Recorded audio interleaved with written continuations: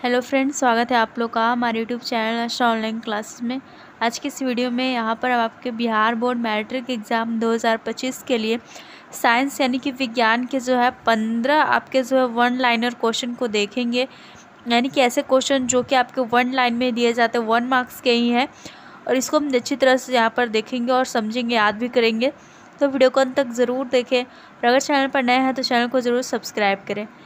तो आपका ये क्वेश्चन आपका क्वेश्चन बैंक का दिया हुआ है यहाँ पर, जो कि आपके 2011 जो ईयर है इससे दिया गया है। अगर आपको इसमें कुछ भी अगर नहीं आता है, डाउट होता है, तो कमेंट करके ज़रूर पूछ सकते हैं। तो स्टार्ट करते हैं हम लोग वीडियो को अंत तक ज़रूर देखें। तो देख सकते हैं यहाँ पर दिया हुआ है। सबसे पहले क्वेश्चन है, वह कौन सी धातु है जिसे चाकू से काटा जा सकता है। तो आपको बता दें कि वह कौन सी धातु है जिसे चाकू से हम आसानी से काट सकते हैं। तो वो है आपका सोडियम, जिसका कि संकेत आपका Na होता है, और अगर हम इसके परमाणु संख्या की बात करें तो वो आपका 11 हो जाता है। अगला क्वेश्चन है यहाँ पर, हीरा किस तत्व का अपरूप है। तो हीरा आपका किसका अपरूप है। तो हीरा आपका कार्बन जो तत्व है आपका, इसी का अपरूप है। कार्बन के परमाणु संख्या की बात करें तो कार्बन के परमाणु संख्या आपका 6 हो जाता है। और अगला क्वेश्चन है यहाँ पर, आवर्त सारणी के प्रथम वर्ग के एक तत्व का नाम लिखिए। तो आवर्त सारणी के अगर हम प्रथम वर्ग के एक तत्व का नाम पूछे तो पीरियोडिक टेबल के यहाँ पर प्रथम वर्ग के तत्व का नाम हो जाएगा हाइड्रोजन, जिसे H द्वारा संकेत किया जाता है, और परमाणु संख्या इसका 1 होता है। ओके, अब चलते हैं हम लोग नेक्स्ट क्वेश्चन की ओर। अगला क्वेश्चन यहाँ पर, निम्नलिखित समीकरण को संतुलित करना है। यानी कि किस प्रकार से आपको समीकरण को संतुलित करना है, क्योंकि अब ये क्वेश्चन आपको ऑब्जेक्टिव के साथ ही सब्जेक्टिव में 2 मार्क्स में भी दे दिए जा रहे हैं। तो सबसे पहले आपको समीकरण को ध्यान से देखना है, और आपको क्या रखना है यहाँ पर ध्यान कि जो एरो दिया रहता है, तो एरो के इस साइड और इस साइड दोनों तरफ जो परमाणुओं की संख्या है वो सेम होनी चाहिए। जैसे यहाँ पर देख सकते हैं Fe 2 है और यहाँ पर भी 2 है। ठीक है, यहाँ पर ऑक्सीजन 3 है और इस साइड ऑक्सीजन कितना है, मल्टीप्लाई होता है। यहाँ पर 3 है और यहाँ पर 3 है, तो 3 × 3 क्या हो जाएगा, 9 हो जाएगा। यानी कि ऑक्सीजन 9 है इधर, तो इधर भी ऑक्सीजन 9 करने के लिए यहाँ पर हम 3 लिख सकते हैं। यानी कि ये हो जाएगा आपका 3Fe2O3 प्लस में अब हम यहाँ पर एल्युमिनियम 2 है, तो यहाँ पर तो एल्युमिनियम यहाँ पर 2 3 6 है ना, तो यहाँ पर कैसे होगा 6 एल्युमिनियम, तो यहाँ पर 6 एल्युमिनियम लिख देंगे, और देन यहाँ पर जैसे का तैसे है वैसे ही लिख देंगे। ठीक है, और यहाँ पर Fe2 है, तो इधर तो Fe कितना हो गया, 3 दूनी 6 हो गया, तो यहाँ पर हम Fe2 है तो 3Fe2 लिख सकते हैं, जो कि 3 दूनी 6 इधर भी हो जाएगा, यहाँ पर 3 लिखा जाएगा।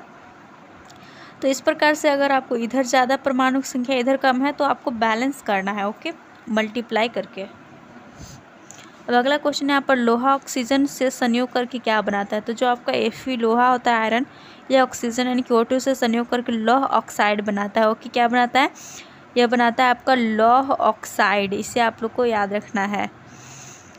अगला यहाँ पर, हरे पौधों में किस घटक के अभाव में प्रकाश संश्लेषण संभव नहीं है।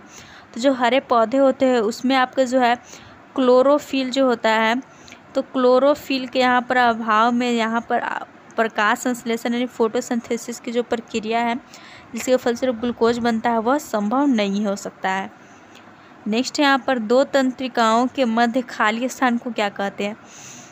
यानी कि अगर आपने न्यूरॉन का स्ट्रक्चर देखा होगा तंत्रिकाओं का, तो उसके बीच बीच में खाली स्थान होता है, तो इससे आपको क्या कहा जाता है, तो उसे कहा जाता है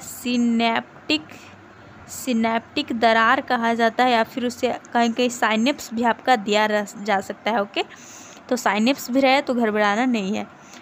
अगला यहाँ पर क्वेश्चन है, मनुष्य में चीनी के पाचन में कौन हार्मोन सहायक होता है। यानी कि जो मनुष्य में शुगर होता है इसके पाचन में कौन सा हार्मोन सहायक होता है, तो वह सहायक होता है आपका इंसुलिन। इंसुलिन हार्मोन क्या हो जाता है, आपके 2 नंबर का क्वेश्चन है, ध्यान से सुनिए।